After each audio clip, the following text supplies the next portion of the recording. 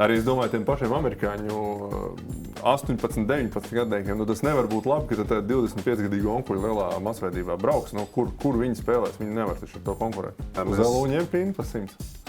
100 ir mūsu budžets. Tas nav 101, tas ir 100. Tavs pieminētais Stefans Vāks, zināt, cik viņš nākamā gada saņems? Viņš tikko dabūja, viņš visās spēlēs virs 10 punktu ir iemets 20 spēles, laikam.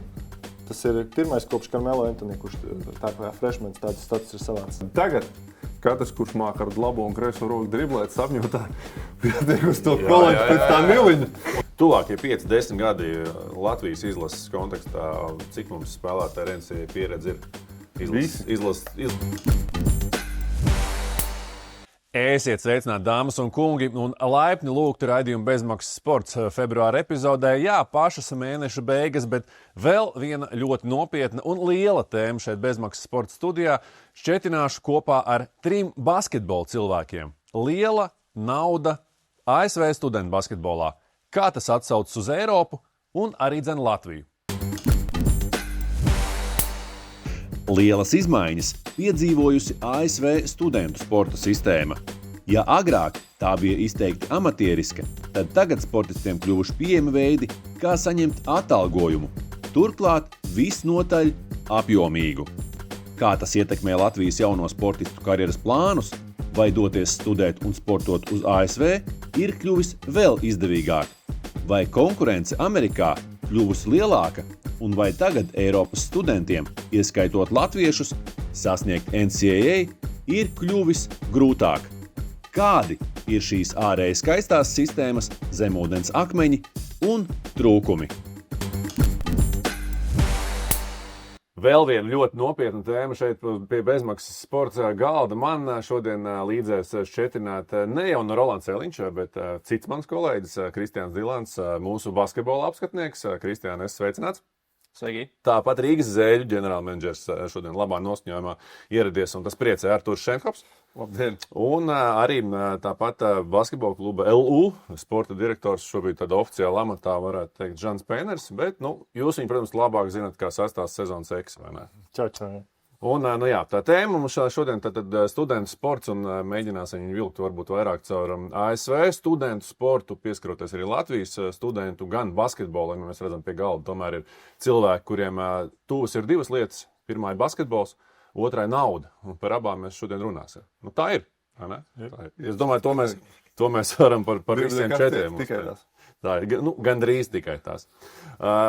Jā, diezgan liela nauda ienākusi maigi izsakoties ASV studentu basketbolā, un tas ir tas, kas ir mainījies būtībā pēdējā gada laikā. Tāds tipisks, es gribētu teikt, amatieru sports pārvērties par tādu diezgan izteikti profesionālu sportu. Un tādā ievadā varbūt, Kristiāna, tev jautājums. NCAA izlase, kur mēs viņu redzētu tādā Baltijas līgā? Kur viņi būtu turnīra tabulā, cik augstu? Tam iedosim arī pārējiem kolēģiem, varbūt oponentiem. Baltijas līga. Latvijas-Igaunijas līga. Okay. Es atļaušos apgalvot, ka no tiem latviešiem, kas šobrīd spēlē pirmajā divīzijā, tad tur būtu noteikti viens no top aizsargiem Latvijas-Igaunijas līgā, kas būtu Roberts Blum personā, un arī pārliecinoši, manuprāt, labākais līgas centrs būtu Noah Williamsons. Un tad kaut kur, manuprāt, nedaudz dziļums varētu pietrūkt šai komandai un būtu jāpiesaist vēl klāt arī vidusskolēni, kas pagājušajā vasarā... Stefans Vāks netiek tajā sastāvā? Mēs no latviešiem tikai. Tikai latvieši. Tikai latvieši. Jāpiesaist pāris vidusskolēni, kas pagājušajā vasarā 4. vietā cīnīja 18 čempionātā. Tā kā, es teiktu, ka nedaudz, bet pāris ļoti spilgti talanti, bet pietrūks varbūt dziļums, bet tā būtu noteikti ļoti interesanta komanda, kurai pasakot, un es domāju, ka varētu it īpaši šajā sezonā līdz medaļu cīņām aizcīnīties. Labi. Es nezināju, droši. Tas vienmēr? Tu? Netaču. Es domāju, ka nekāda varianta arī nav. Tur vai grūti jauniešiem. Tikai latviešiem, kas ir kolēģi? Jā. Jauniešiem ir vienkārši grūti uzvarēt. Tas ir kurā līmenī, NBA, profesionālā sportā, jaunas komandas. Pagājušā gada Oklahoma droši vien ir kaut kādā ziņā izņēmums, bet ir grūti. Ir jauniešiem vēl nezinu, ko viņi prot, kas strādā profesionālā basketbolā, kas nestrādā. Viņi visi grib daudz mest, viņi grib visi iemest, viņi grib attīstīties, tikt kaut kur augstākā līmenī, nopelnīt. Viņi nedomā tik daudz par uzvarām. Tā ir tāda normāla dabiska problēma.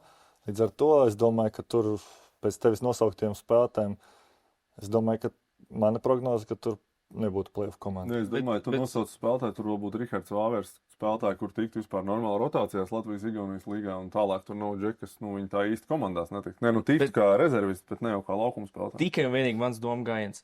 Tātad tev būtu viens mazais, kurš būtu top mazais līgā, Roberts Blums šobrīd. Otrais numurs, es nezinu, 5 labākajiem otrajiem numuriem. Un garais spēlētājs Noah Williamsons, kurš attiecīgi būtu visticamāk top centrs. Ar 5 labākajiem centriem. Es domāju, ka viņš būtu labākais centrs šobrīd. Labi, skaidrs, ka mēs to nevaram izmērīt, bet un tad vienīgā lielākā problēma, ko es redzu šajā komandā, ir tāda, varbūt vēl 10 spēlētāji. Saspēles vadītāji trūkums, jo vienīgais tāds izteiktākais, varbūt saspēles vadītājs būtu Valdis Valters, kur arī mēs varbūt nevaram nosaukt par tādu klasisku pirmo numuru. Un kopumā, laikam, tā ir tāda problēma, kas baltajiem basketbolistiem varbūt ir aktuālāk, ka nav vispār pārāk daudz tāda aizsarga, kas koledžas līmenī spēlē. Ar Latvijas universitāti būtu ļoti sīvas spēles. Es domāju, godīgi sakot, kurš paliks? Keilas tur, Vimsi, visi, kas ir mūsu tur tajā barā. Liepāja arī tur pat, principā jauniešu komanda. Es domāju, šitajā barā starp tām 5 komandām tas tevis nosauktie arī būtu. Blums, viņš ir ok, bet viņš neuztaisīs to, Williamsons arī, viņš pagājuši gadu, šogad jau, nē, tas nav tik galīgi. Jo tos 3, ko tu nosauc, es labprāt ņemtu savā komandā, tu nenosauc Vāveru. Es nosaucu vienkārši labāko aizsargu un garo labāko. Tur labi, droši vien mēs būtu pamatspēlētājs, Roberts Blums konkurētu par minūtēm otrā numura pozīcijā.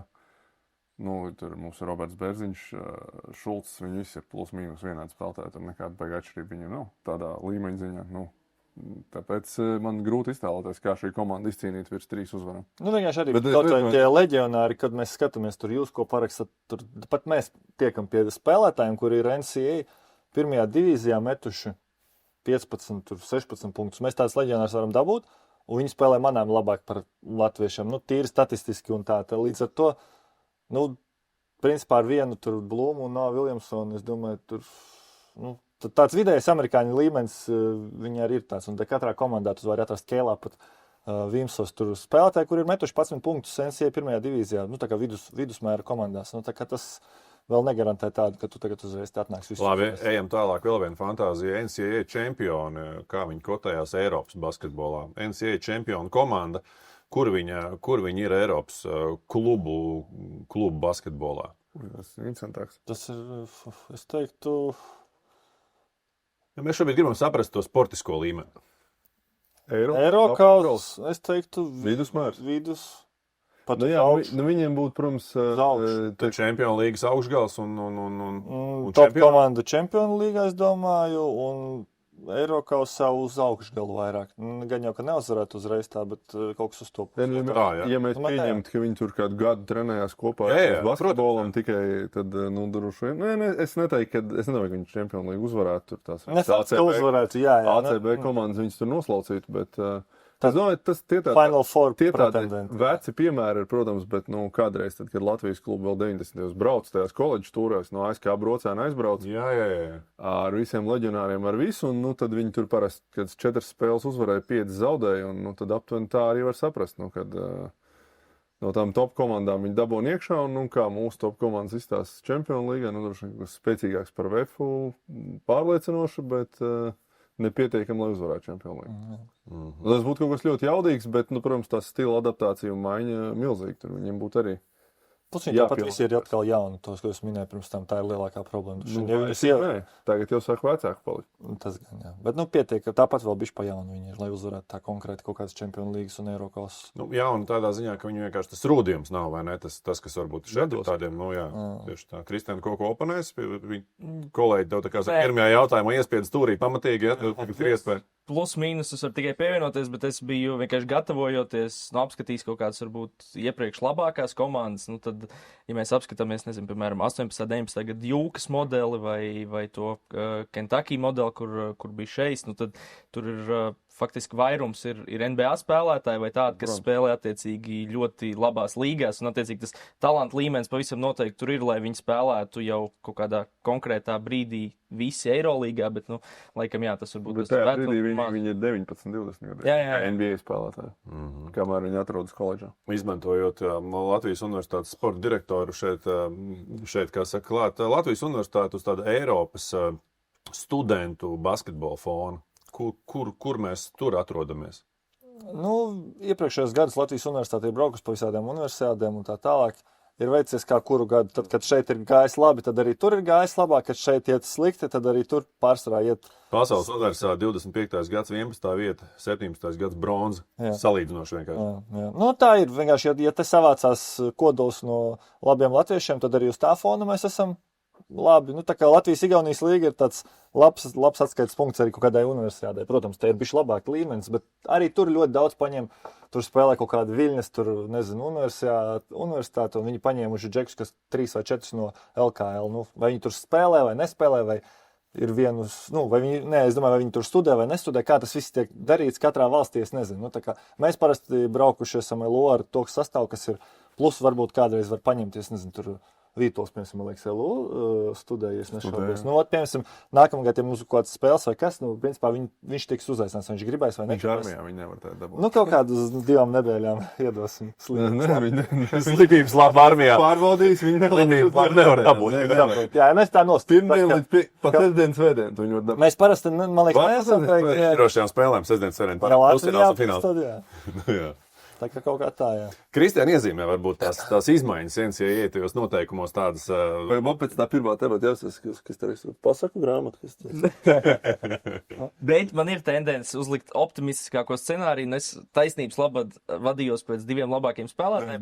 Lai gan man pašam šeit ir pierakstīts, ka necīnītos par medaļām, bet, es Tomēr. Viņi gribēs nevildu es izšķāvu, jā.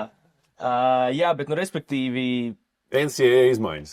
Kas tad ir tie galvenie punkti, kas ir Tātad mainījušies? faktiski 2019. gadā Kalifornijas štats bija pirmais, kurš, respektīvi, pieņēma likumprojektu, ka studenti, atlēti var sākt saņemt kaut kādu atalgojumu, jo iepriekš, es domāju, ka Žanim būs piemēri, gan jau arī Artūrs kaut ko pastāstīs par to, kā tika maksāts zem galda, un Amerikā šie sportisti tika uztverti par amatieriem, lai gan, tur faktiski nekas no tā amatieru sporta nav, ne tā kā viņi trenējās, ne no tā nodrošinājuma, ne no kā pavisam cita. Un, attiecīgi, no 2021.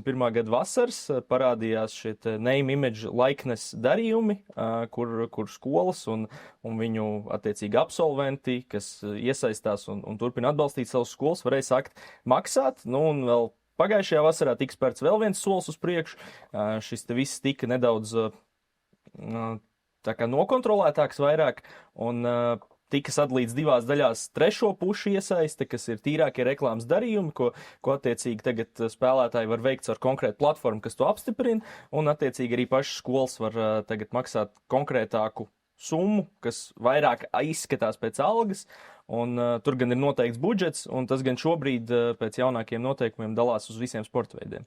Tas kaut kā tā īsumā varbūt jums ir kaut kas, ko pievienot. Kas vēl ir tās galvenās atšķirības? Man ir jautājums tev, vai ir kaut kāds vecuma ierobežojums? Vai tu nezini? Es zinu, ka tagad 26 gadi ir dažiem, kas tagad kas vēl spēlē pēdējos gadus. Ja, es vienkārši redzēju, ka nospēlēju 4 gadus Izraēlas līgā un aizbraucu 25-gadīgs Izraēlas spēlēt un vēl spēlnījus. Kā mums Zeļu piemērs, mēs skatījāmies šogad vienu Beļģu spēlētāju, kuram 22 gadi, viņš jau 3 gadus BNXT līgā laiž, un kaut kad tādā ziemas vidū pēkšņi viņš parādās kaut kādā universitātē. Tā kā Baltais saspēles vadītājs. Tas ir. Tur liela balta. Nē, es domāju, ka tie pat nebūtu tādi radikālākie piemēri, jo vēl pavisam nesen mēs redzējām, kā James Nudži, spēlētājs, kurš ir draftēts NBA, kurš ir spēlējis vasaras līgā, kurš ir spēlējis Eirolīgā. Viņš aizbrauc uz kuru skolu? Jā, es redzēju. No Turcijas Superlīgas, un arī tagad parādījās pavisam nesen, ka Amārī Beilijs, arī man šķiet, ka viņš ir draftēts, viņš ir spēlējis iepriekš koledžā, viņš ir 10 spēles jau nospēlējis NBA. Bet viņš apsver iespēju atgriezties, un, attiecīgi, ja tā komiteja viņam to atļaus izdarīt, tad viņš atgriezīsies nosacīt amatieru sportā. Akņiem cilvēkam vēlme mācīties. Viņš ir mācīties. Skatībā, Porsche fonā var basīt uzlaist. Jā, tieši tā. Aizlieksim izglītības. Jā. Tad, man liekas, ka nav nemaz tāds vecuma ierobežojums, tikai var arī 50 gadīgi. Nav, tu kaut kāds noteikti ir, bet, Es esmu prasījis cilvēkiem, kuri tā kā ir, viņi arī saka, ka laikam, ka es, protams, to viņi visi grib tā kā jaunu, to sportistu, tās skolas, viņas vienkārši negrib tur 35-gadīgu Teodosiču tur atvest, bet viņi grib jaunu, bet ierobežojums, cik es saprotu, nemaz nav. Nē, Tev nevar aizliegt Tātad- pārtīt Jo 40 gados. sociālajos tīklos runā par to, ka Lebronam vēl ir tie 4 gadi pieejami koledžā. Tā kā teorijā tas ir iespējams. Tur tas viss ir kaut kā evolucionējies. Arī es tiešām nezinu, jo viņiem arī tur par štatiem tie noteikumi atšķirās. NCAA nav nemaz tāds viengabalains monolīts organizācija, kur viss notiek tā. Šitā pasaka, Stingrs nolikums kaut kāds, ja? Un es atceros, kādreiz vienmēr, tad, kad es 7 gadus pa aģentu strādāju, vienmēr bija visi arī treneri teica, ka jābūt ir attālumam, ne vairāk kā 1 tukšs gads no pēdējās reizes, kad kaut izglītības iegūst, piemēram, mācījies kaut kur. Tad tagad kaut kā viņi atrada kaut kādas tur caurumus, un es dzirdēju, ka tas laiks vienkārši nobīdījies. Kaut kādi 3 vai 4 gadi ir kopš tu pēdējo reizi kaut kur esi mācījies. Vai tas būtu iegūst kaut kur augstāku izglītību ar vidējo, kaut kā es biju piesaistīts kaut kādam mācību procesam. Bet, tur tās versijas dažādas. Tas tikai cik caur ASV mēdījiem es saskatījos. Viena no tām ir, kad viņi apzināti taisa, kāds ir latviešu valodas vārds, bezpriģeli, tas nav latviešu valodas, bet lai piesaistītu kongresu uzmanību, lai tiešām no augšas tas viss tiek sakārtots, jo tur jau viss iet dažādi viedokļi, bet viss iet tādā nekontrolētā Wild West stilā tur. Arī es domāju, tiem pašiem amerikāņu 18, 19 gadniekiem, tas nevar būt labi, ka tad 25-gadīgi onkuļi lielā masveidībā brauks, kur viņi spēlēs, viņi nevar taču ar to konkurēt. Raidījuma gaitā mēs iedosim vārdu arī pirmkārt Mārtiņa Kilupa tēvam Marekam, kurš arī Mēs viņu nepieminējām kā vienu, kas arī kurš varētu būt noteikti. Jā, tāpat arī Madlēna Ģērti izteiks viedokli. Un es kā reiz gribēju Mārtiņa tēvam iedot vārdu ar jautājumu, kam par labu nākuši šie jaunie noteikumi, šīs izmaiņas, un pēc tam mēs arī šeit studijā varēsim paturpināt. Un šīs noteikuma izmaiņas, kas tika pagājušajā gadā ieviestas NCAA, kam viņas par labu nāk? Starptautiskajiem spēlētājiem vai amerikāņiem? Viņas noteikti nāk par labu spēlētājiem. Tas ir skaidrs. Jo, ja līdz šim, vai ne, es arī, protams, neesmu eksperts, bet ar tādu manu skatu no malas, NCAA vārījās visi izņemot spēlētājus, vai ne, tur tie klubi perfekti nodrošināti, viss tur infrastruktūra apbrīnojama. Es tikko pirms dažām dienām biju ļoti, man liekas, uz tās kopējās skalas visai viduvējā klubā, jā, bet tas nodrošinājums ir apbrīnojama augstā līmenī, jā, tad spēlētāji no tā līdz šim jau nesaņēma neko, un tad šobrīd viņi ir, protams, ļoti atbilstoši nodrošināti pret tiem ieņēmumiem, ko gūst līga. Bet, ja tu jautā tieši par tiem amerikāņu spēlētājiem, es domāju, ka viņiem tas baigi par labu nenāk, jo tā konkurence tikai pieaug. Visa pasaule šobrīd skatās uz NCAA daudz nopietnāk, ja teiksim, agrāk spāņu vai grieķu, es pieņemu arī, lai gan es nezinu, jā, arī grieķu, taču tur lielākā līmeņa jaunās zvaigznes tagad ir NCAA vai Dienvidslāvu spēlētāji vairāk skatījās uz Eiropas tam basketbola akadēmijām ar mērķi nokļūt labos augstāko līgu klubos, varbūt tur Eirolīgā vai kā, tad šobrīd tie spēlētāji labāk aizbrauc uz NCAA, nopelna tur labu naudu.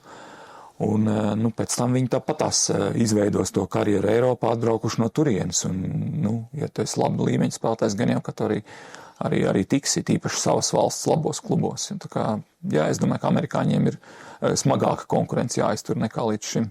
Bet, ir puiši, kas saņem ļoti, ļoti solīdas šīs te NIL stipendijas. Tās nesaucās stipendijas, šīs NIL naudas. No Eiropas, tā skaitā arī no Latvijas, tur ļoti, ļoti ienesīgs pasākums kopumā. Jā, un tad mēs jau arī aizkadrā par šo runājām. Vai tavuprāt nav tā, ka tas mirklis, kad koledžas jau kļūst ienesīgas, vai nav tā, ka tev pēc tam ir grūti aiziet spēlēt profesionālo basketbolu, zinot, ka tu visticamāk uzreiz tādu naudu pat tu nesaņemsi? Tas ir laikam, par ko jau tā kā eksperti diskutē jau kādu laiku. Man liekas, tās diskusijas tagad ir pat ļoti izvirzījušās priekšplānā. Es domāju, ka mums tūlīt būs piemēri. Faktiski mums jau ir piemēri ar spēlētājiem, kas tikko vēl bija koledžā un šobrīd vairs basketbolu nespēlē. Un bija jaunatnes izlasēs arī, kas ir izvēlējušies strādāt.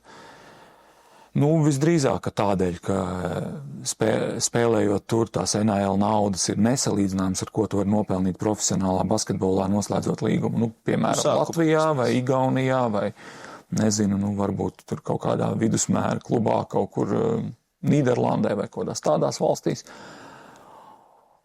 Nu jā, un ar to Amerikas izglītību tu visdrīzāk vari arī tikt pie solīda darba vai, piemēram, uzsākt savu biznesu, kur ieinvestēt to, ko tu tur esi saņēmis. Tā kā tas diezgan tā kā saprotama situācija.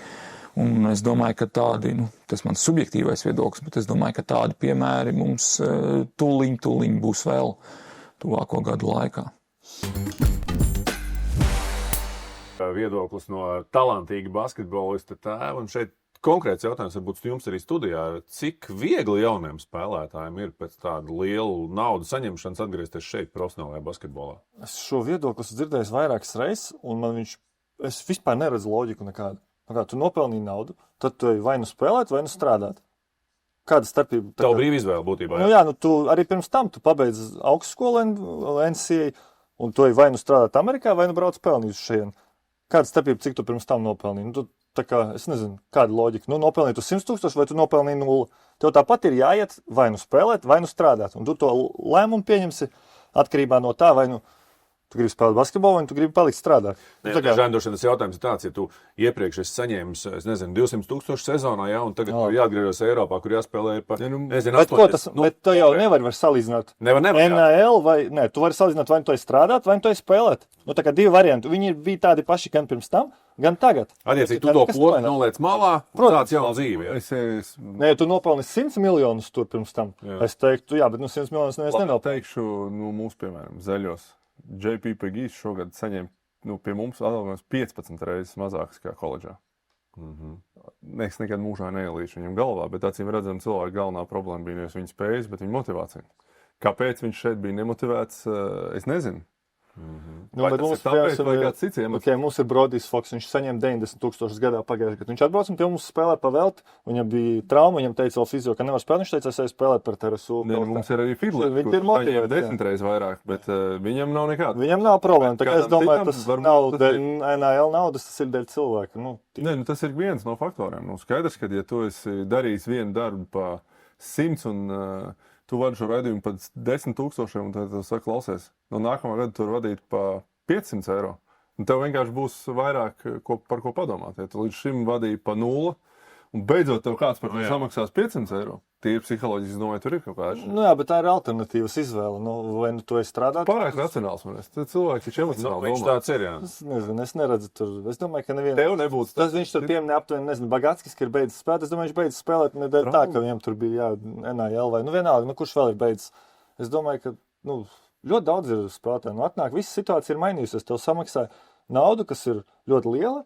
Un tagad tu dzīvo atlikušo dzīvi vēl 60 gadus, tev tāpat vai jāstrādā, vai jāspēlē basketbols, vai jātrenē.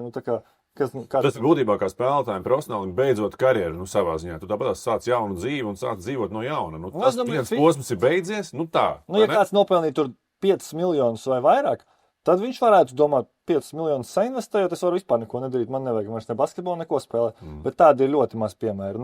Nopelni tur, nezinu, Fidlers, Foks vai 90, 100 000, 150, 200.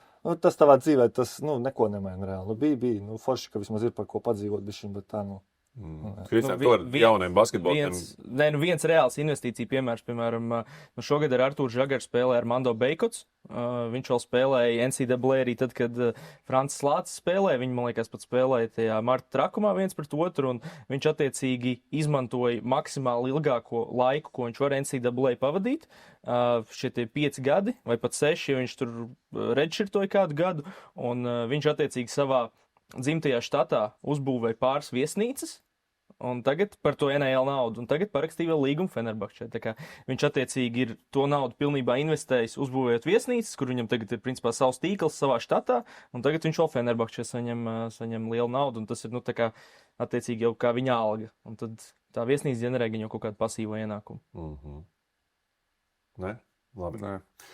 Mums bija interesanti uzklausīt arī meiteņu sieviešu pārstāvu, Madlēnu Ģērti, un arī viņai mēs pavaicājām par šīm pārmaiņām un kā viņa izjūta tās noteikumu pārmaiņas. Paklausīsimies, ko jums pastāstīja. Ja godīgi, es nejūtu nekādas izmaiņas personīgi. Varbūt tas varētu būt vairāk ietekmē kādas augstāka līmeņa pirmās divīzijas skolas, kur tur nauda ļoti ir apgriezībā un var maksāt tur spēlētājiem, bet mums, kā, cik es saprotu, internacionālajiem spēlētājiem vispār varētu būt ļoti limitētas iespējas dabūt NIL. Es personīgi tam nekvalificējos, man ir jāiet cauri vairākām lietām, teiksim tā, tur vairākiem juridiskajām lietām, likumiem, lai apietu apkārt. Tas viss process ir vienkārši grūts, kam varbūt es tik ļoti nevēlos tā piesaistīties ar visu. Man liekas, tas viss bija tik jauns, kad bija varbūt iespēja, un viss vēl joprojām mainās. Es varbūt esmu vienkārši tāda vairāk atturīgāka pret NIL. Naudām es esmu redzējis, ka ir kādi varbūt internacionālai spēlētāji, kas tur saņem naudu. Ļoti iespējams, teiksim tā, nezinu, kā latviski pateikt, bet under the table, tā pa kluso saņem naudu. To esmu redzējusi vai dzirdējusi, un par likumiem, cik es saprotu, te ir komandas roster changes. Basketbolu tas baigi neietekmēja. Tā īstenībā man trenere no iepriekšējās skolas teica, ka tas neietekmēs basketbola komandas. Vismaz neteikt, cik ļoti tas ietekmē varbūt komandas, kur nauda nav tik daudz. Es teiktu, ka tas mani tā īpaši neietekmēja. Pagājušā gada izmaiņa 25. gada 1. jūlijā spēkā stājās. Šķiet, tā bija ASV augstākā tiesa, lielais lēmums, kas arī kaut kādā veidā ierobežoja un sadalīja šīs kaut kādas ietekmes sfēras, un arī, kur pie reizes 2,8 miljardi jāatmaksā 10 gadu laikā ASV, respektīvi NCAA spēlētājiem, kas no 2016. gada spēlējuši, tā kā arī latvieši, kas ir spēlējuši, var pieteikties. Arī mums šķiet basketbola čatā bija, basketbola čatā pacēlās jautājums, un Francis Lācis šķiet, ka pat mēģināja pieteikties. Tas vairāk attiecās uz tiem, kas ir spēlējuši kaut kur uz lielajām skatuvēm, tikuši tajā marta trakumā un potenciāli var dabūt kaut kādu to naudu atpakaļ. Un vēl tas, kas ar šo te likuma projektu stājās spēkā, ir tas, ka skolām ir attiecīgs budžets, ko viņi var sadalīt kā tādās spēlētāja algās, bet tas sadalās uz visiem sporta veidiem. Respektīvi, piemēram, par Noah Williamsonu esam dzirdējuši, ka viņam ir ļoti liels šis NIL līgums. Potenciāli nākotnē tāds tas varētu vairs nebūt. Ja viņš būtu ekvivalentā situācijā pēc pāris gadiem, jo, piemēram, Alabama ir liela futbola skola, tad, respektīvi, futbols varētu nosmelt šo te krējumu no šī te budžeta, un tad basketbolam palikt mazāk. Bet kopumā visā Amerikā basketbols un amerikāņu futbols būtu tie, kas nosmelt šo krējumu, un tad ir šī te trešo pušu platforma NIL Go, kur Jānim Celmiņam ir uzņēmums, Artūrs Šenhofs ir spēlētājs, un Jānis Celmiņš var uzrunāt Artūru Šenhofu un piedāvāt vai nu pareklamēt Jāņa Celmiņa uzņēmumu sociālajos tīklos, vai apmeklēt kādu Jāņa Celmiņa uzņēmumu pasākumu, vai kaut kādā citā veidā izmantot Artūru Šenhofu kā spēlētāju vārdu. Paskaidro man saprotam, tad vairs tagad pēc šīs sezonas vairs tie NL absolventu kolektīvu vairs nevar darīt, ko grib? Tu domā, tie, kas maksā skolā? Ja es tev ir 20,5 miljonu algu griesti. Respektīvi, tev ir, es nezinu, BYU, ja Brigham Young universitāte, tā, kas tur basketbolā maksās var... platformu, es tiešām varbūt... Tur ir atsevišķi, tur vienalga, kā Under Armour bija, šitam te Cooperam flagam 15 miljoni. Nē, New Balance. Jā. Viņi 15 miljonus maksāja tā kā atsevišķi. Tā kā viņš ir reklāmas seja. Tā ir trešā puse. Jā, un tā tu vari to nokārtot savu jebkuru. Bet mūsu latviešu, kā teorētiski zinu, cik katrs saņem, un tās ir liels naudas, viņi tātad saņem Latviešu gadījumā tas ir no skolas. Nē, no skolas un no tiem, to skolu budžetu. Jo vēl pirms gada tās sarunas par to, cik maksās, nebija ne ar kādu skolu, bet bija ar to absolventu kolektīvu vispār diskusiju. Tāpēc, ka viņi veido to budžetu, kas ir tai skolai, un, respektīvi, 20 ar pusi. Bet tas nav ar skolu saistīts, tas ir tā kā... viņi tā kā pārstāv skolu. Kurā universitātē gāja? Labi, Itālijā skatās. Kāds LU ir gājis? Jūs, vai mēs arī, es saprotu, ka mēs LU džekiem maksātu tā kā skolu, bet mēs ar tevi, mums ir kaut kāds maks, mēs runājam klausies, cik Foxam maksājam. Davai, tik. Nē, tur laikam Es ir tā tā tos. absolventu nauda. Tā es sapratu, es nezinu, kaut kādas biļešu pārdošana neskaitās. Bet arī tajā? tas viss iet, kā es sapratu, tas viss Kopējā. iet apakšā zem tā kopējā skolas budžeta. Nu, un skaidrs, ka, zinot vienkārši, kā Amerikā notiek lietas, protams, ka viņi meklē visādus apkārtceļus un tādas lietas. Un Nē, viņi arī dzirdējis, ka absolūti tur, piemēram, to naudu vajag vienam džekam samaksāt, tev ir kaut kāds budžets. Ok, ja kas, kur man ir tur trešais cilvēks, viņam ir uzņēmums, ja kas, tu esi tur reklamējis viņu. Un es Un tad tu izlaiž to kāds ar to trešo, Jā, jā. kas ir tā NAL Go platforma. Manā izpratnē nekas neatbild tam, ko Madara teica, jo visi spēlētāji latvieši, kas tur ir, es zinu, ka viņi saņem naudu, viņi visi ir internacionāli. Nu, lai visi, ne visi, bet jā, protams. Nu, tie lielie. Var internacionāli saņemt, protams. Nu, kur pieminēja, tavs pieminētais Stefans Vāks, zināt, cik viņš nākamgad saņems? Tikko dabūja, viņš visās spēlēs virs 10 punktu ir iemetis 20 spēles, laikam. Tas ir pirmais kopš Carmelo Anthony, kurš tā kā freshmans tādus status ir savāds. Viņš parakstīja uz nākamo. Kontekstam es teikšu, viņš pirms pusotra gada bija Vimsos pat 2,5 tūkstoši. Un nākamgad, jā, 2,5 tūkstoši mēnesī. Nākamgad, kā es domāju, cik viņam Nils ir? Nu, kāds 1,5 miljons. Nu, 1,5 miljons, jā. Nu, jā. Ir, ja? Jā. Tā kā... Ja mēs par cipariem runājam, tu klīst jau tie latviešu cipari arī. Es nezinu, cik viņi tur ir precīzi vai neprecīzi par Williamsonu. Mēs jau runājam, jā, 600 tūkstoši. Jā, ir apmēram uz to pusi, vai ne? Es dzirdēju pat 800, bet es nezinu. Es noteikti nav dzirdēju nedaudz mazāk. Labi, Vāvers 200, Varētu būt. Skrīnda 150. Tā es dzirdēju. Jā. Blūms 120. Es dzirdēju, ka Pirmā gadā, otrā, es nezinu, nedzirdēju. Laikam bija zem 100. Jā, Blūmam jau ir otrais gads? Blūms ir jāatcīgi nomainīja pavisam nesen aģentu, lai tiktu nākamgad mēģināt tikt pie lielākas. Pīnim 100.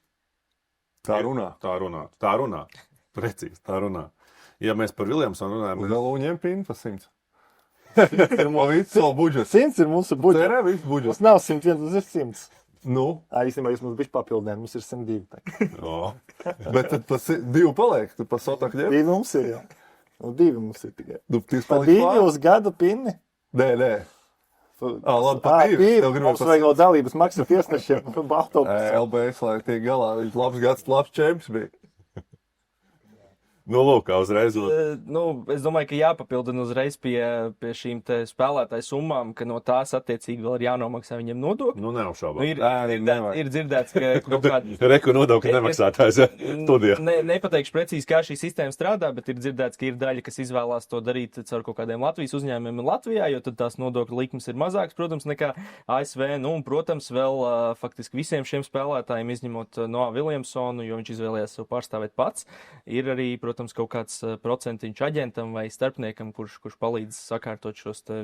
Vēl lielās aģentūras jau ir sataisījušas kaut kādas offshore kompānijas, kur principā Nils atbalsta nevis spēlētāju, bet kaut kāda kompānijai maksā. Un tad tur ar nodokļiem es nezinu, kā tur tiek galā, kas tur ko maksā.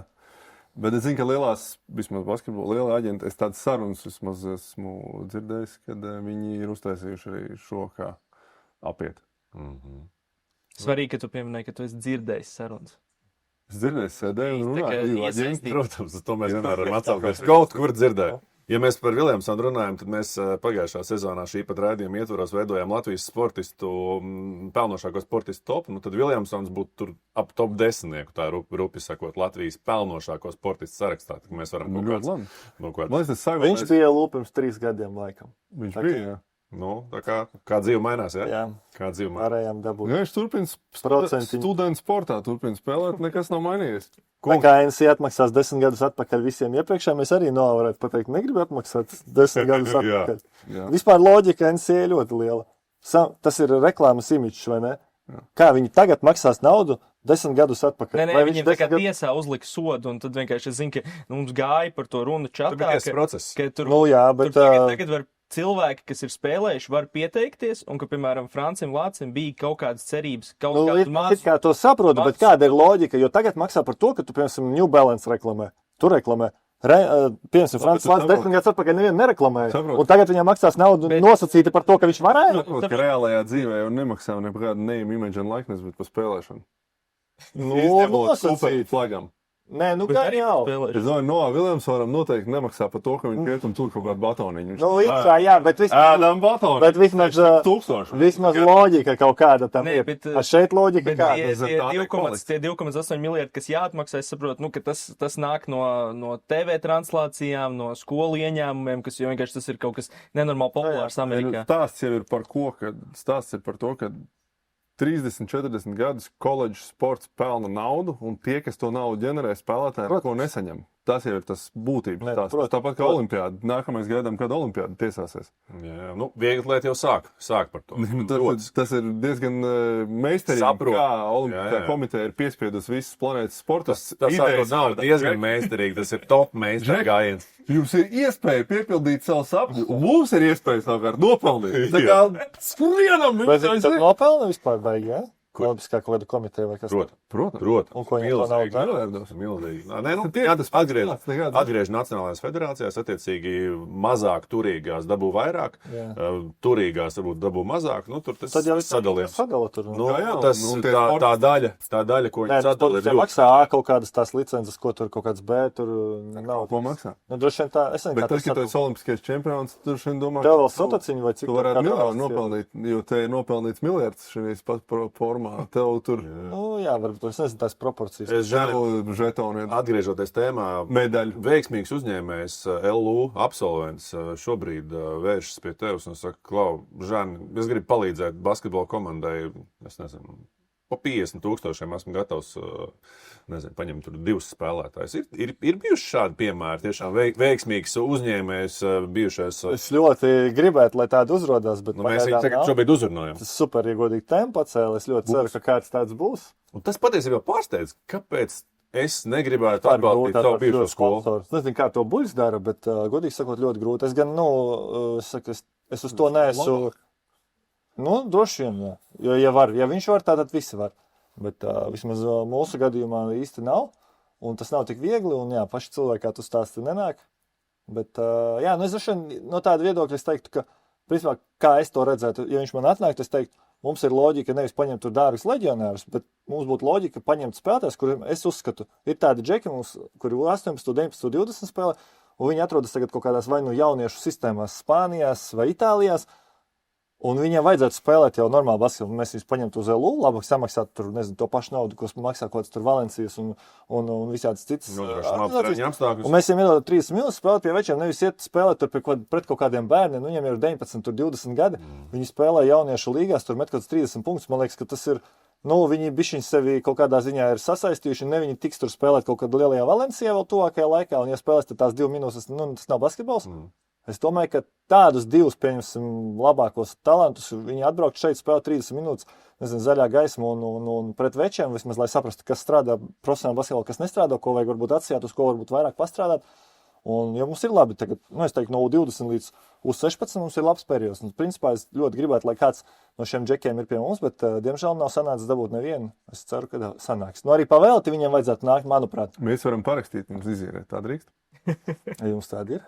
Šulcs, es jau visu gadu jums prasu, lai iedodat. Bet mēs varam vēl tādu. Davai? Parakstīt, uzreiz kaut ko parakstam, tad šeit pie šī galda. Es ņemu, to latviešu nav. Pirmais gadījums TV raidījuma vēsturē tika panākt tad oficiāli vienošanās šeit. Jā, viņi mums Šulcu solīja no jūnija, un tad, protams, viņš dabūja B divīzijas MVP un necēlās klausuli neviens. Es skatos, man, tur nobarīts vārds, tur bloķēts. Zvani ļaunais.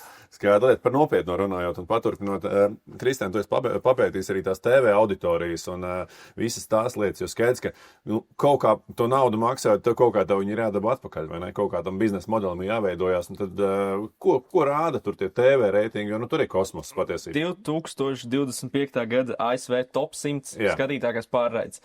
Tātad, kā mēs varam sagaidīt, pirmajā 18 vietas aizņem amerikāņu futbols, Superbols, protams, pirmajā vietā, kā vienmēr pats skatītākais Amerikā, un vēl 2 pārraides Oskar ceremonija, un beisbola, jeb MLB 7. finālspēle, kas arī, varbūt negadās pārāk bieži. 21. skatītākā pārraide ASV koledžu basketbola fināls. Florida pret Houston bija. Man jautājums. Es teicu, varbūt izglītības pašiem sev, bet tās NAL naudas jau nenāk no tiem ieņēmumiem. Tas Nē, ir bet vienkārši kaut tas ir, kādu Tā ir skaitā. Bet tas ir principā kaut kāds entuziasts vienkārši. Kā es, piemēram, zinu, daudz ļoti liels NL naudas maksā kaut kādās vidienēs, tur, kur daudz naftas ir. Tikai tāpēc, ka viņiem nav cits sporta veidi, mums nav nekāda superkrūtākā skola, un tie naftinieki, kas tajā skolā ir gājuši, zina, tā, cik jums te vajag noskaitīt, ņemsim tos labāk. Tāpēc arī mans jautājums bija par LU. Nav jau tas bizness saistīts ar to, tāpatās universitātes turpina pelnīt no tiem TV līgumiem. Bet vismaz kā es to biju līdz šim saprats, ka tos Nils jau izmaksā tāpatās no citiem līdzekļiem.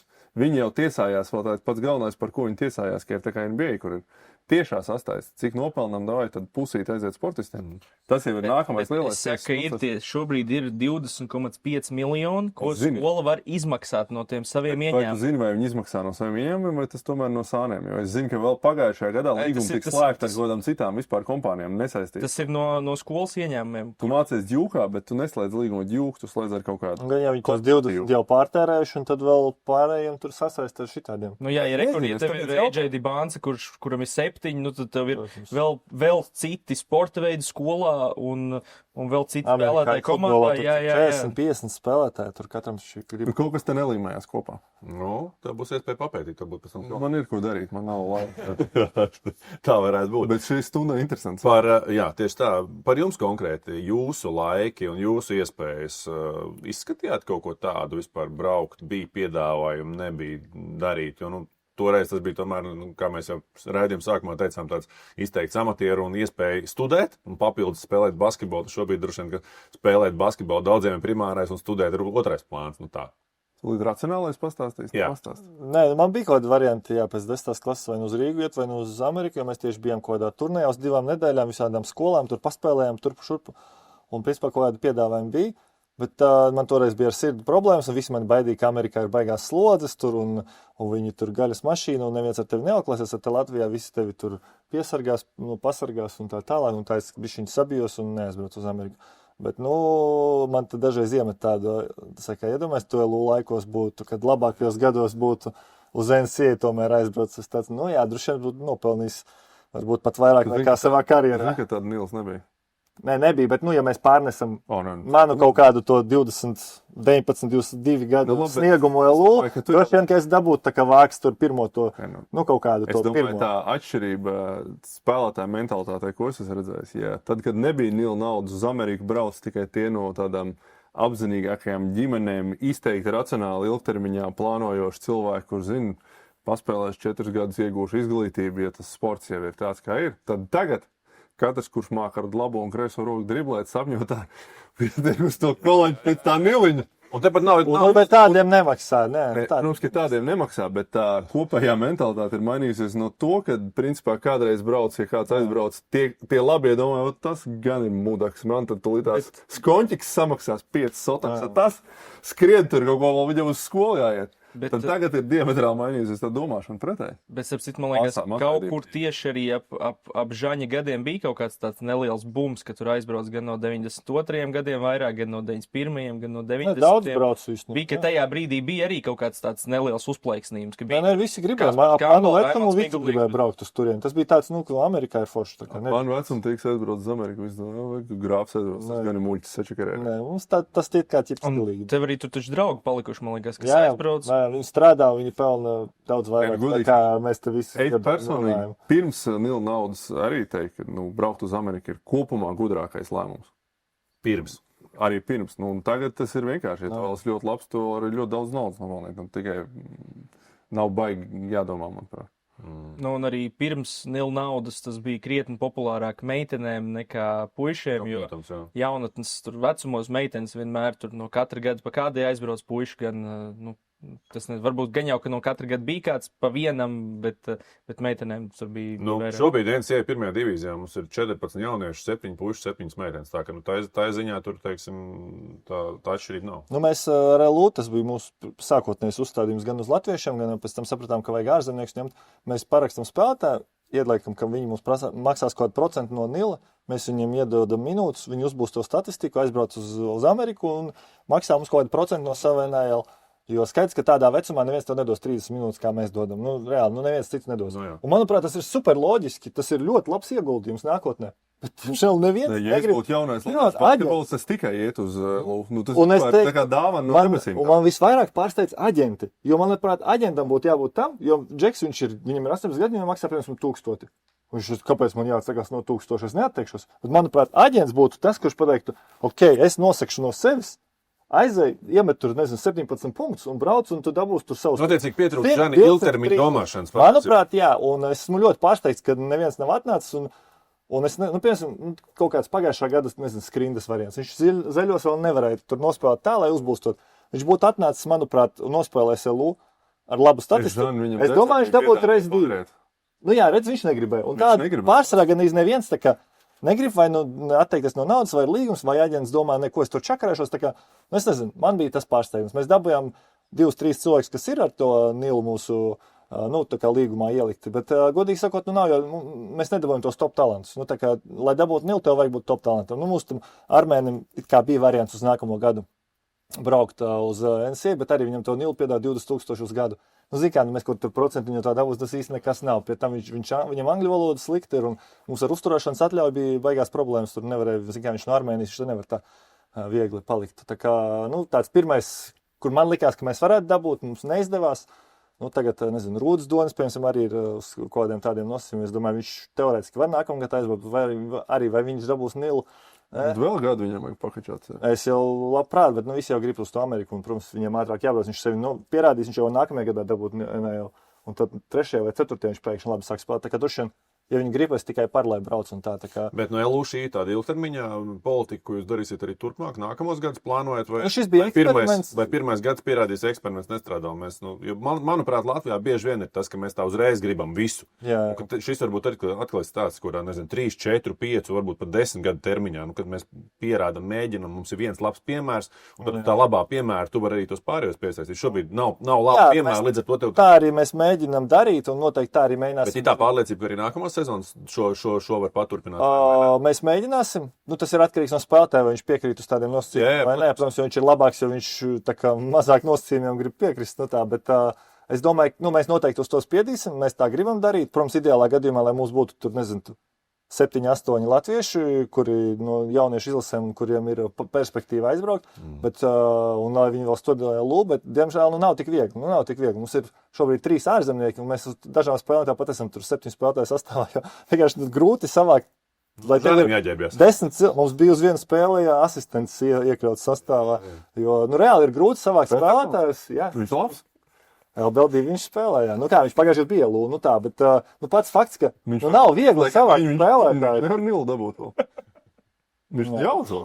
Bet vienkārši, mēs, protams, varam savākt kaut kāds LBL2 un LBL3 spēlētājs, bet gribās, ja mēs piedalāmies profesionālā līgā, spēlējam, piemēram, pret viņiem, viņi savākuši tur nopietnu budžetu, un lai mēs neizliekam džekus, no kuriem acīm redzami nav interese vispār kļūt par profesionālu basketbolu. Es gribu tomēr, lai tie būtu tur 8, 10 spēlētāji, kuri grib kļūt par profesionālu spēlētājiem, un viņi uz to iet. Tā kā tāds ir mans mērķis, un ja mēs nevaram dabūt latviešus, tad ir, diemžēl, jāņem arī ārzemnieki, bet, skatāmies, mums ir sanācis ārzemniekus kaut kādā ziņā notirgot. Iztirgot, viņi mūs izslēg. Tā kā mēs vismaz kaut kādu naudiņu dabūjam atpakaļ, un tad mēs nākamgad varbūt ar lieko naudiņu. Tā tiešām ir naudiņa, nevis nauda. Jā. Nē, saprot, ka tu esi no augstajiem sporta centra plāniem. Nē. Uz mūsu budžeta fona tā ir nauda, es teiktu. Latvijas Stevens A. Smits, protams, ka nenovērtās to.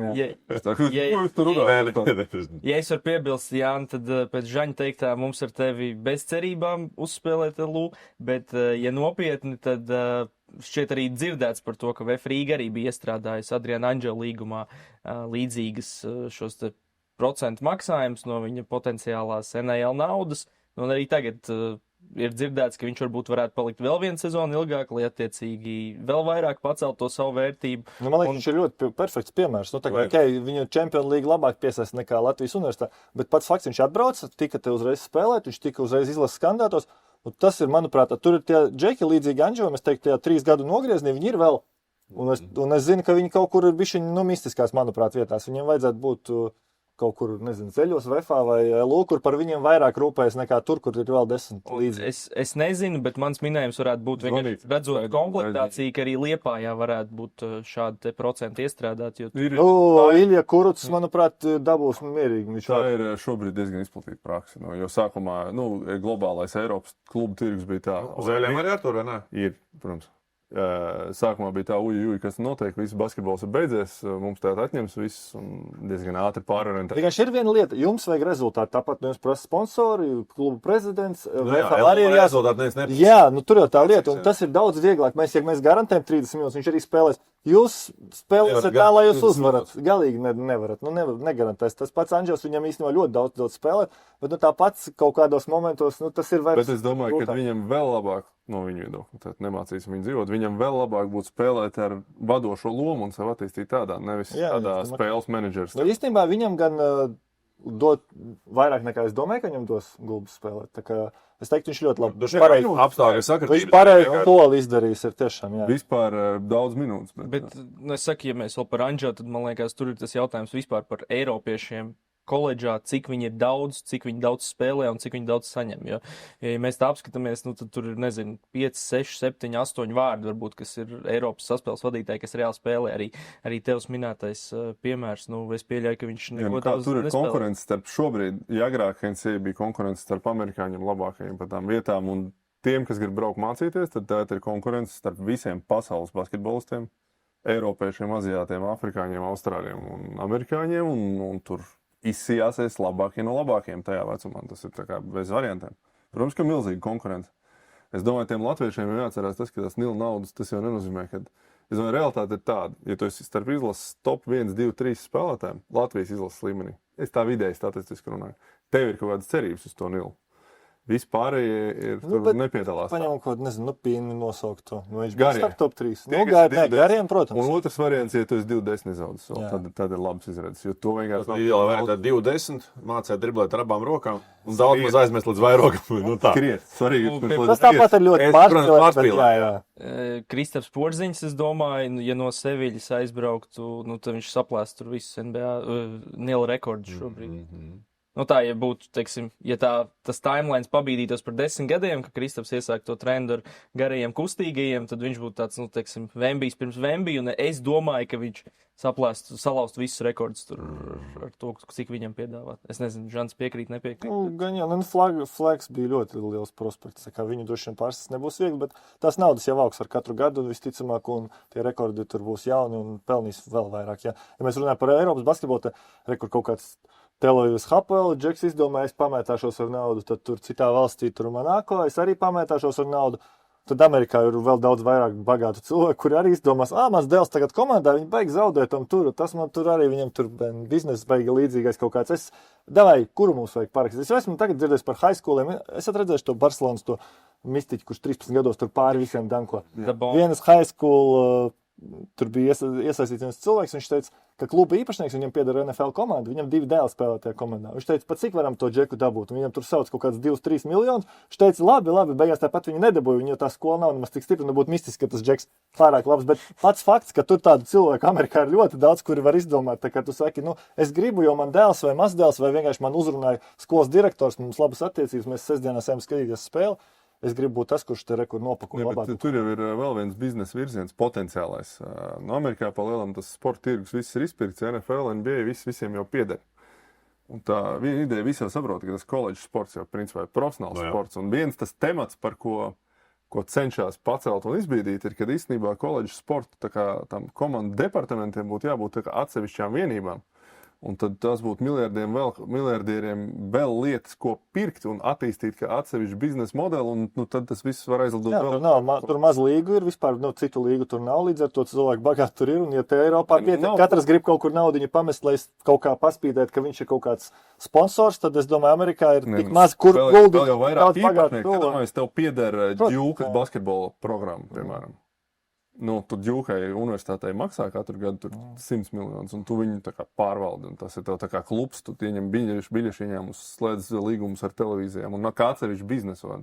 Tas ir viens virziens, par ko runā, un varbūt var aiziet tas viss, tad vienkārši tur parādīsies Tas vēl kaut kādā kosmosā viss atgriezīs. Mēs parunāsim par to, kā tas viss ietekmē arī Eiropas basketbolu, arī dzēnu vēl vienu mazā šķautnīti būt, bet iedosim Mārtiņu Kilptēvam atkal vārdu. Kā tad jaunais talants NCAA nokļūst vispār tur? Ar tādu potenciālu, ka tiešām tu esi liels talants, un viņš tāds ir neapšaubām, redzot arī, ko viņš tur demonstrē laukumā. Paklausīsimies.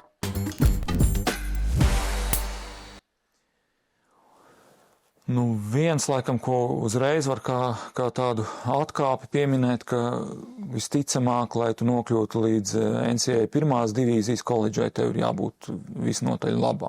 Vienam no labākajiem Latvijā savā gadā, vai varbūt, nezinu, ar izcilu augumu vai atlētiskām īpašībām apveltītam, jo tā konkurence ir visai liela. Interese, protams, bija kaut kāda, visvairāk to varēja izjust Eiropas 18 čempionātā, jo tas ir tāds, ka tur ir ļoti daudz skautu no universitātēm, tā skaitā arī no profesionālie, protams, tā skaitā NBA skautu, un tur tos spēlētājs skatās. Jā, tā kā tur kaut kāda interese bija. Tad atlika izvēlēties starp tām skolām, kam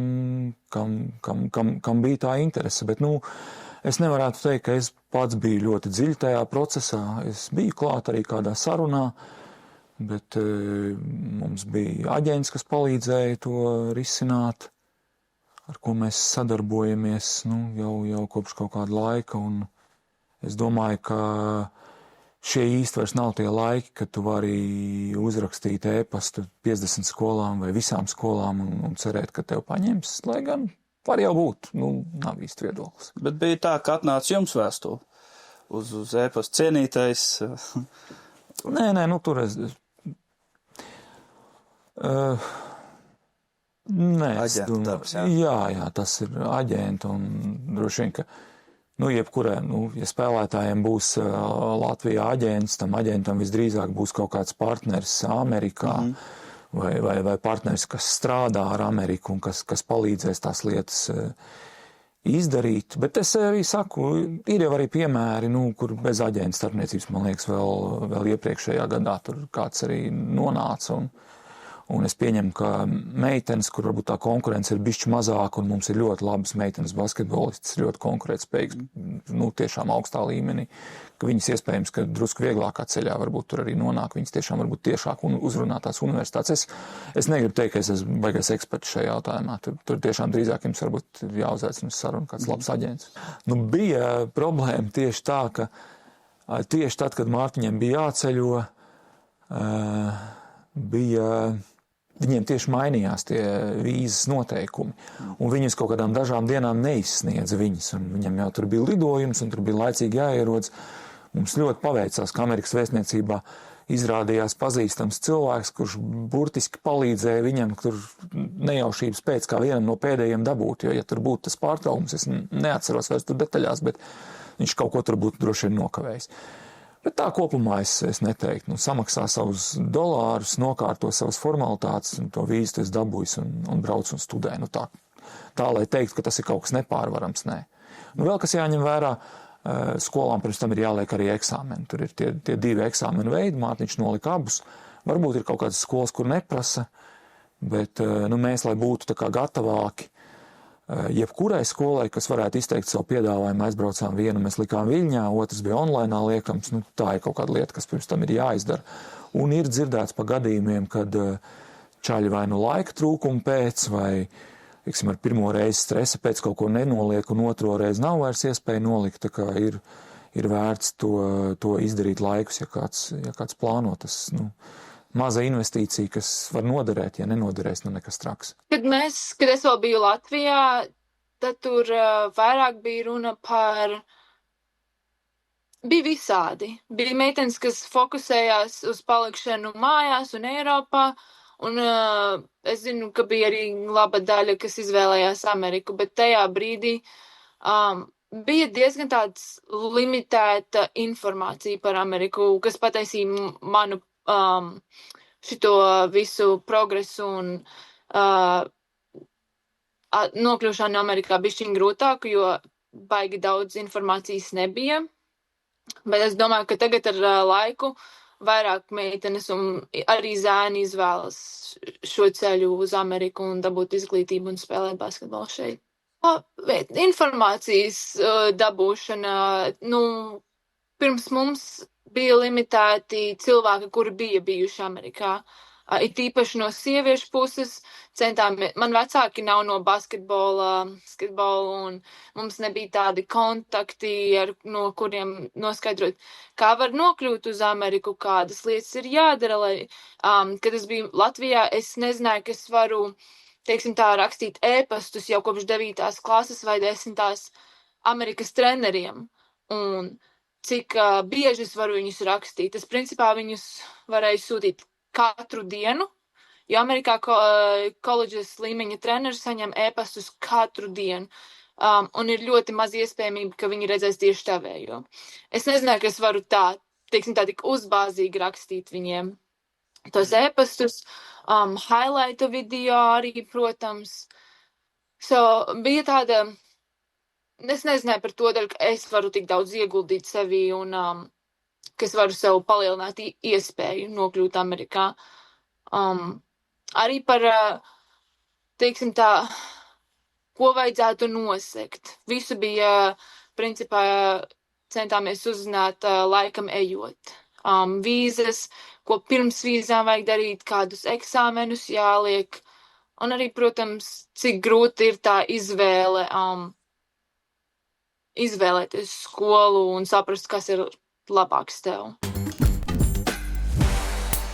Dzirdējām viedokli arī par aģentu iesaisti, protams, un kā ir aģents traucē, palīdz, bez aģenta var, nevar, aģents iedod, neiedod šis virziens? Es domāju, ka tev ir pieredze ar tiem aģentiem labāk. Viennozīmīgi, ja tu kaut kādas sakritības pēc neesi bijis pats tajā virtuvē, tev vajag aģentu. Tur gandrīz tas tev būs plus. Kaut vai tīri, lai, kā saka, aģentu valodā uztaisīt miksu, tur, es nezinu, tu man dod 200, es varu iet pie viņa klausies, viņa man 200 dod. 300, klausies, tur 300 man nāk, ko tu? Nav neko. Bet es jums zināju, ka man tas 300 dod. 400, davai daram to. Ja tu nezini, nepazīsti, neesi kontaktos ar tiem cilvēkiem, nezini, kā tas strādā, droši vien tev būs kaut vai šo daļu grūti izdarīt. No otras puses, ja tas arī ļoti nenopietni, ja Džeks tā pats spēlētājs tā darīs. Tas tā, man liekas, ka klubs skatīsies tā šķīvi. Es, piemēram, zinu, mums JP Pegīs, viņam tēvs šo darījumu. Tas ir arī savādāk. Tēvs slikts feedbacks viņu parakstot, varbūt vajadzētu ieklausīties, ka tēvs pieņem lēmumus viņa vietā, un viņš pats tur tā foniņā.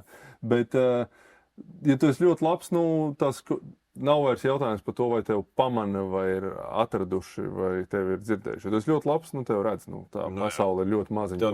Tev nevajag pārdot, tev tāpat nopirkt. Visi jau sen ir tā kā, tie, kas ir labi, viņi ir pamanīti. Tas nav tā, ka kaut kādu pilnīgi paņemam no ielas džeku, un tad aģents izdarīs brīnumu. Tev ir jābūt labam, tas ir tā kā neapstrīdamā, neapgāžamā sadaļa šeit, bet, aģents tev stipri palīdzēs tajā, dabūt labāku darījumu. Tas ir aģenta darbs. Aģenta darbs ir izspiest maksimumu priekš spēlētāju, ja mēs tā super vienkārši. Arī to skolu tik daudz spēlētāju, tik daudz, viņi taču nevar visus izsakot, apskatīt, viņiem vajag kaut kādu. Tad tam aģentam ir ar to skolu kaut kāds kur ir man jau bijis viens spēlētājs, man te ir vēl viens labs, un tā skola jau pastāst vienu, pastāst otru, trešo, tur no 7, 10 viņi jau kaut ko izvēlēsies.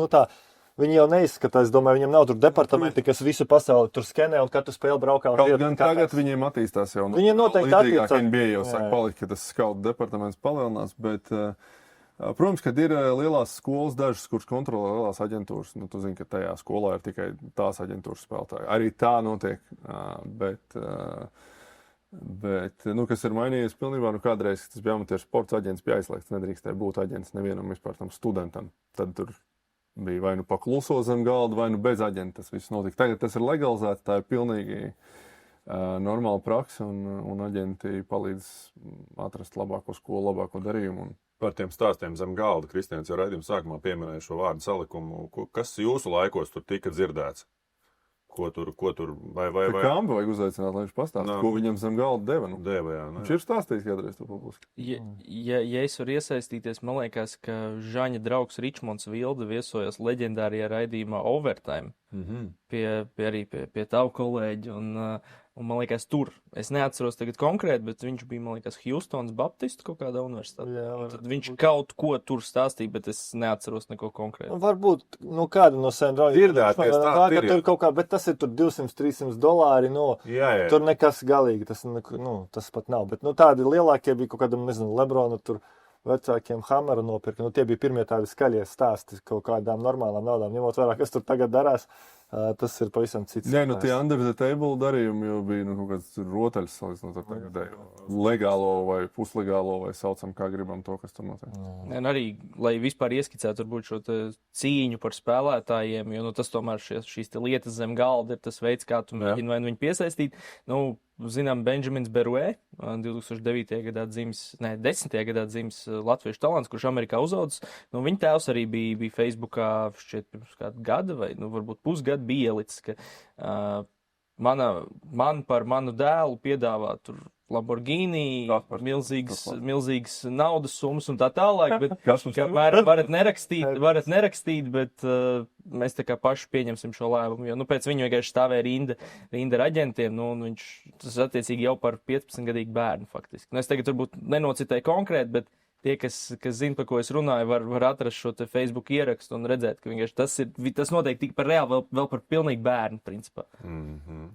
Un tad tu vari iedomāties, top 100 ranked. Viņš bija kaut kāds 8. man liekas, Teksasā, un tad tu vari iedomāties, kas notiek par tādu talantu, kā, piemēram, Lebrons, kurš ir tā kā pārliecinošs tur pirmais valstī. Jā. Bet Beruēm man patīk, kā jūs? Arī? Man liekas, ka viņš būs labs, es ļoti ceru. Un jācer, ka viņš spēlēs Latvijas izlasē. Un LU. Benjamin, mēs sūtam Lamborghini, kurā kamerā? Lambo tiek sūtīts, ja tu dāc uz LU, viņiem liekas 2. Viņi var īrē paņemt uz dienu to Lambo, būs jādod atpakaļ pēc dienas, bet viss, bet Lambo. Jā. Kungi, sapnis izklausās, vai ne? Šobrīd jaunais basketbolists, jaunais talants, viņu vecāki tiek, apbērti ar labumiem, viņam tiek piesolīti miljoni un tam līdzīgi. Tas ir ilglaicīgs projekts, vai tas ir sākums, tas ir beigu sākums, vai tas ir sākums varbūt vēl kaut kam lielākam, kā jūs to skaties kopumā? Es saku, ka sākums kaut kam lielākam. Kaut kam lielākam, jā. Ko mēs jau minējām, maz līgu, ko sponsorēt, ļoti daudz bagātu cilvēku, tas ir atļauts, pelnoši, pilnas tribīnes, TV translācijas, skatītākās tur pārēdes. Amerikā tas ir pelnošs biznes no visiem šķautnēm. Tu neredzi iespēju. Simtiem arēnas ir izpārdots. Tur ir loģika kaut kādā apakšā. Tas ir daudz loģiskāk nekā, tur Rumānijas līga šobrīd funkcionē.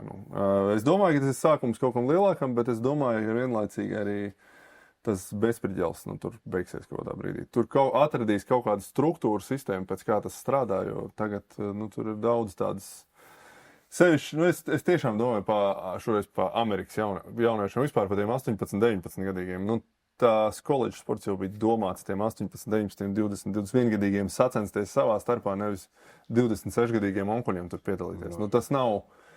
Tas nav sportiski loģiski, kad viņi tur ir. To kaut kad nogriezīs. Bet Amerikā to nav tik viegli nogriezt, un cik tur daudz, tur nedod Dievs, kā to es gribu 26 gados mācīties, kas nedrīkst, es gribu. Tas iet kopā ar to, kāpēc to teorija, tā nav realitāte, ar to, ka NCAA vadības ideja bija palaižam tā, lai viņi noteikti pēc iespējas trakākas lietas, lai kongress tam pievērš uzmanību, un tad uz šī brīža politiskā viļņa, kā tā mums te iebraucēji brauc, tad kā tā mūs tagad atņems mūsu puikām iespējas devāja sakārtā. Bet to 26-gadīgo lietu jau arī daļai saistīta ar Covid principā, kādēļ arī visiem faktiski visi dabūja pa gadam klāt. Domāju, ka problēma tur vēl ir kaut kāda daļa, kas velkās līdzi. 19 gados un novilcis ar 2 redšartiem uz 26. Problēma ir tajā, ka 4 gadu profesionāls no Izraels 23 gadus vecs atbrauc. Es domāju, tā ir tā problēma. Problēma ir tā, ka no ACB noraida Parīzes basketbola Eirolīgas piedāvājumu, bet paņem un aizbrauc uz koledžu. Es domāju, tā ir tā problēma. Nevis cilvēks, kurš dabiski tiešām visu laiku mācoties, ir kaut kā pavilcis ilgāk to procesu. Kristian, tu pats esi mācījies Itālijā, un tā Eiropas... Ļoti liels nils.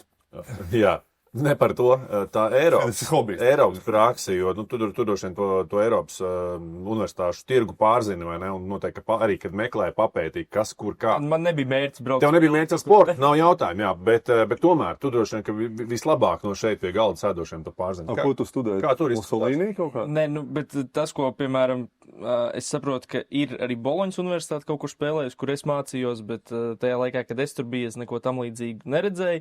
Tā faktiski viss, ja tur kaut kas bija saistīts ar sportu, tas bija saistīts ar lielajiem klubiem, 2, kas bija pilsētā basketbolā, bet ir Romā universitāte, kur arī latvietis ir mācījies, Andrijs Miška, un arī tagad vispār mācās vairāk latviešu, viena no tādām labākajām biznesa skolām vispār Eiropā, Luis universitāte, privātā skola, un Andrijs Miška, piemēram, man liekas, vispār ir viens no tādiem perfektākajiem piemēriem, uz ko varētu skatīties jaunais basketbolists, jo viņš ir gan bijis top akadēmijā, apdedzinājies, ja tā varam teikt, sācis karjeru faktiski atkal no lejas, un tagad spēlē 25-26 gadu vecumā, spēlē savu karjeras labāko basketbolu un paralēli LU un Latvijas universitāti, un vēl Romā dabūja maģistra grādu, bet viņam gan jāsaka, ka viņam sakrit tā, ka tajā sezonā, kad viņš tur bija, tā Luis komanda spēlēja A2 sērijā, kur arī agrāk tagad vai nekad paaudzes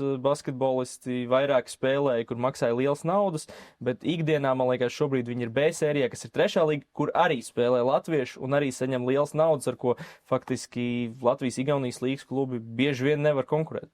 Mēs jau runājam par tiem miljoniem un par to vienu no miljonus cilvēkiem, bet tas citiem raidījumu temats, kas ir jāpēt, bet ir jau arī sporta stipendijas Eiropā, Skandināvijā, Lielbritānijā, Itālijā, Holandē, kur tu spēlē vispār kaut kādās 3., 4. līgās. Es domāju, tu esi parasts, normāls ikdienas basketbolists, nevis kaut kāds supertalants.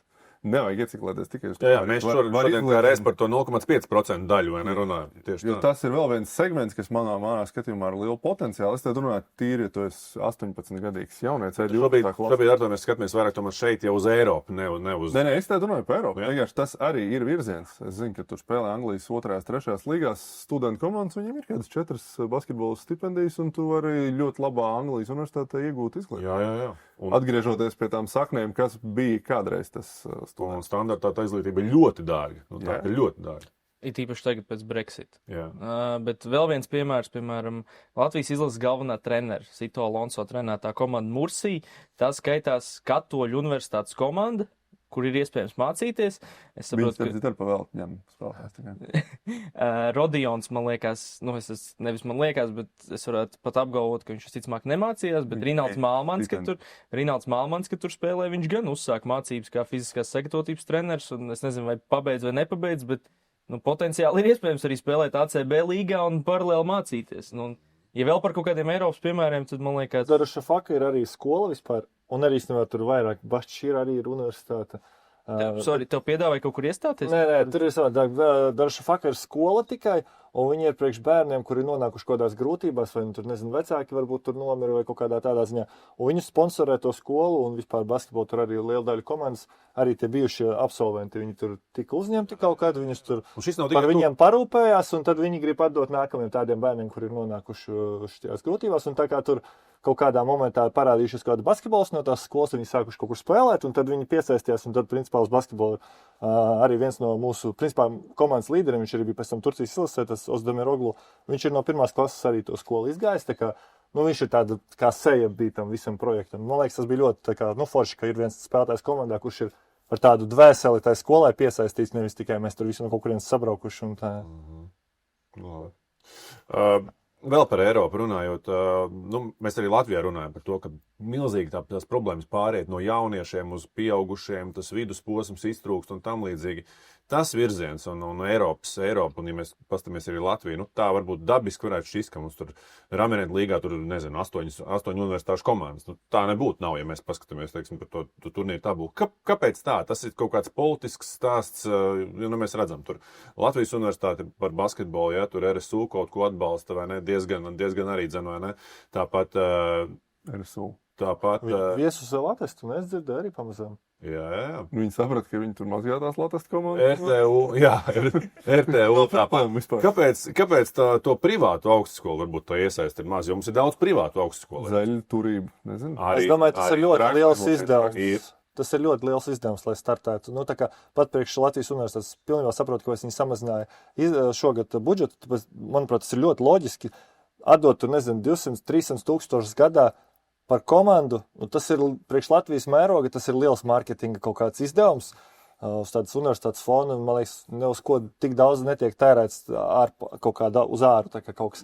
Tā kā, lai piedalītos līgā, nezinu, mums ir 100 000, tas ir tik maz minimums, cik vien var vispār, lai izspiest to dalību. Pat, man liekas, priekš jebkuras privātās augstskolas Latvijā, tas ir diezgan, varētu būt pat padaudz. Pēc tam, kāpēc tieši basketbola komanda? Tā kā tur vajag būt vai kaut kādam, nezinu, rektoram, kurš spēlē, vai viņa dēls spēlē, vai tev pēkšņi sagadies, ka tev 6 izlases spēlētāji tur studē. Kaut kā vajag, lai viss sagadās, lai pēkšņi viņi izdomā, ka grib spēlēt. Jo pat LBL 2 spēlējot, man liekas, tur tāpat kādām 60 000, man liekas, ir jābūt budžetam. Drīz gudru filozofēšanu no malas. Jā.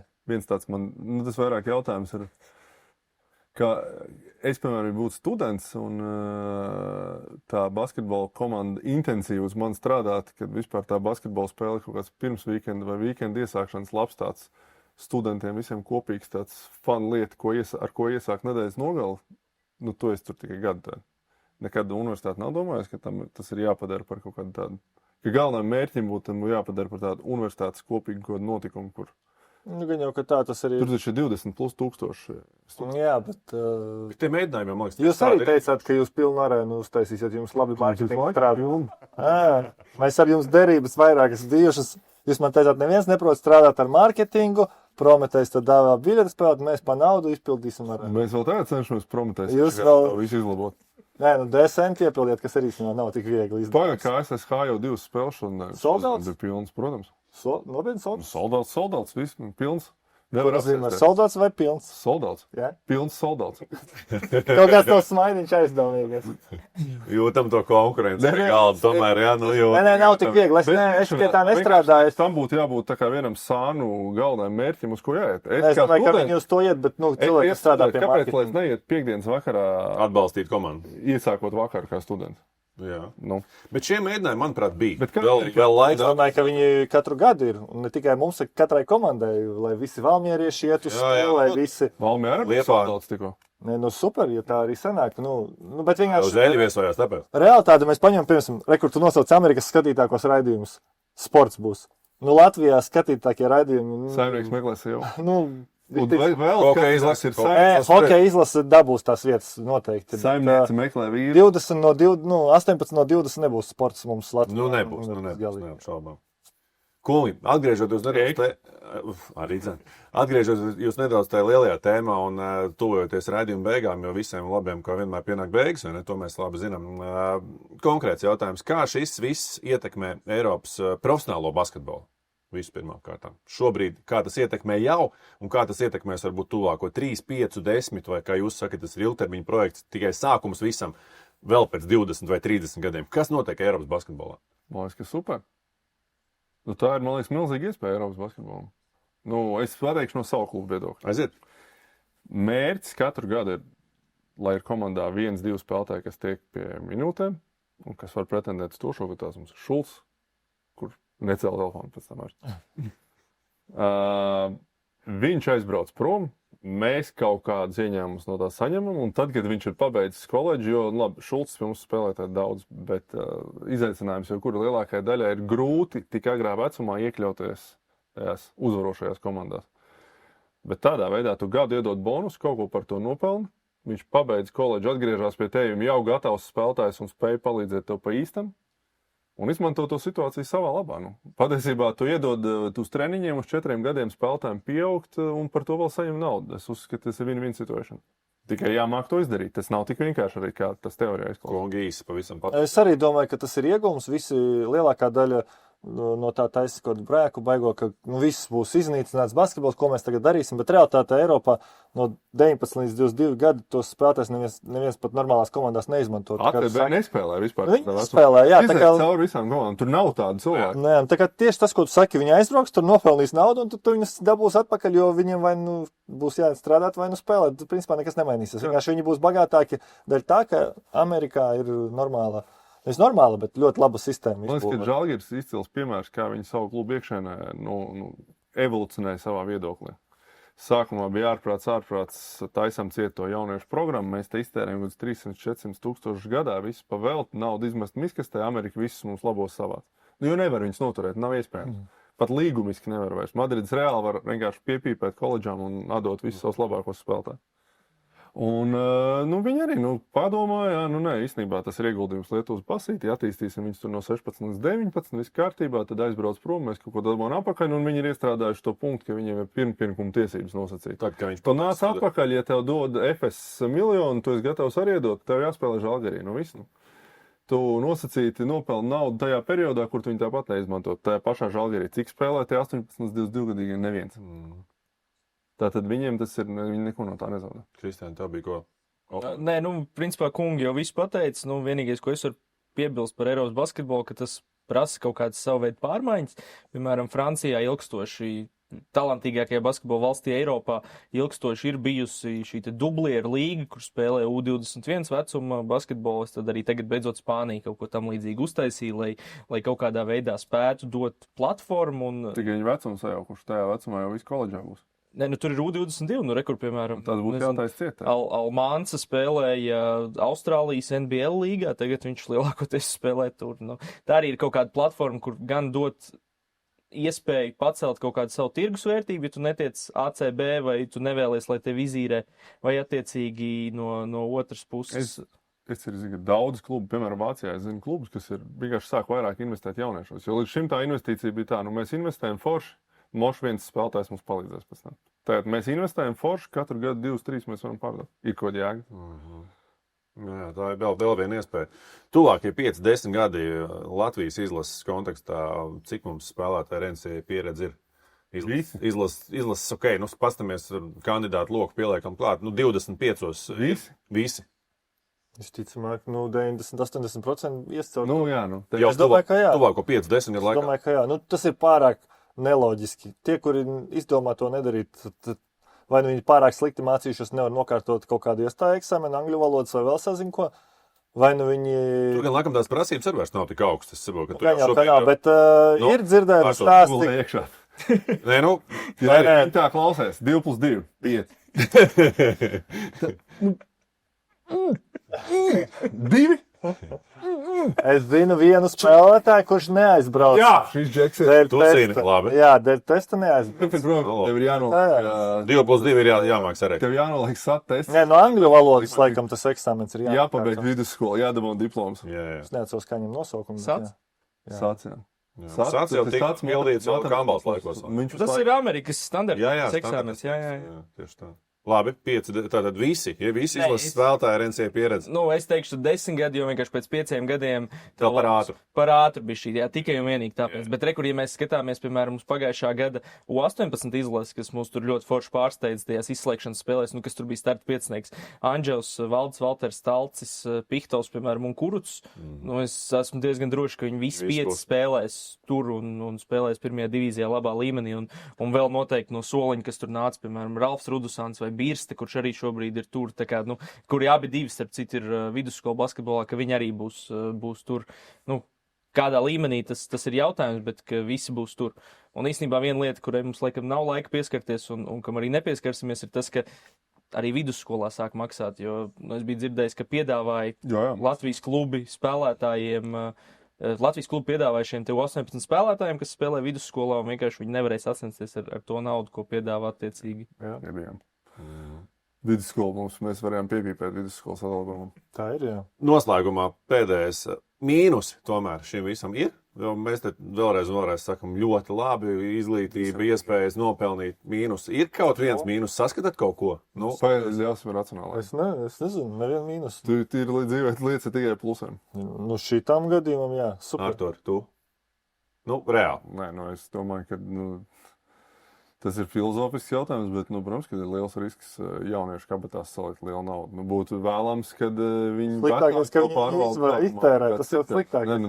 Tā viņas vispār nebūtu. Tas pats sliktākais gadījums ir labāks nekā bija pirms tam. Viņi tērē šeit, visticamāk, lielākā daļa. Visticamāk, kas ar nav slikti. Tas neatiecās tikai uz koledžām. Man liekas, ka cilvēki, kas agrā vecumā nosacīt līdz 25, spēja nopelnīt lielu, relatīvi vieglu naudu. Tas ir liels izaicinājums dzīvē. Vai tas ir mīnus vai kā, es nezinu, bet no tā būs kaut kāda sliktie piemēri. Kristiān, -1 no tevis vismaz. Arī nē. Kaut kas uz šo virzienu nāk, ka varbūt parādās kaut kādi starpnieki, kas ir tādi kā skemeri vairāk, varbūt kaut kas uz to pusi, kurš tev piečakarē tā iemesla dēļ, ka tu neko nezini un neko nesaproti par to, un tur saliek kaut kādus tur trakos procentus vai kaut ko, un tu paraksti to līgumu, bet tas ir laikam tāds... Bet ir kaut kāds ierobežojums, cik tu vari prasīt? Es nezinu, liekas, līdz 15? 20. 20, jā. Jā, bet, respektīvi, jebkurā gadījumā, ka kāds, nezinu, varbūt amerikānis, kurš tur ir, teiksim tā, apsviedīgāks, apčakarēja kaut kādu vienkāršu latviešu ģimeni vai kaut kā. Varbūt tā kā tu saki, kaut kāds tur nodokļu eksperts caur offshore izvilks un beigās tev cietumā ieliks. Bet tas ir jau... Es tev garantēju, ka būs. Pēc 5 gadiem mēs varam sēdēt taisīt ar raidījumu un mums būs kādi 3-4 piemēri, kuriem ir liels problēmas ar nodokļiem šobrīd. Kur tā, bļāviens, es nopelnīju 1 miljonu. Noteikti. Es esmu visu iztērējis, bet izrādās man vēl vidam jāsamaksā 300,000. Upsī. Jā. Es nezināju, jā. Ar sodu nav. Kāds būs iedarbzies, garantēti. Jā. Kurš 18-gadnieks ir super atbildīgs? Par to domā, jā. Klausies, vispirms nodokļus atrast, tev būtu... Tāpēc tie aģenti labi ir noderīgi. Protams, ka viņi noderīgi, viņi vajadzīgiem. Kungi, Amerika ir apsolītā zeme, vai ne, un sapņu zeme, to mēs šodien secinājām, mēs tādā basketbola kontekstā visnotaļ, un mēs šodien to tēmu paņēmām tā ļoti šauri tieši caur basketbola prizmu, bet skaidrs, ka tā tiešām ir noteikti iespēja zeme. Kristiān, paldies tev! Artur, paldies tev, ar tev, kā vienmēr ir un būs jautri arī nākotnē. Žan, paldies arī tev, un sakām paldies noteikti arī mūsu skatītājiem, kas, baudīja, es domāju, ka tiešām baudīja šo raidījumu, tā ka tiekamies jau kaut kad pavisam drīz šajā reizē, sakām paldies un vislabāk!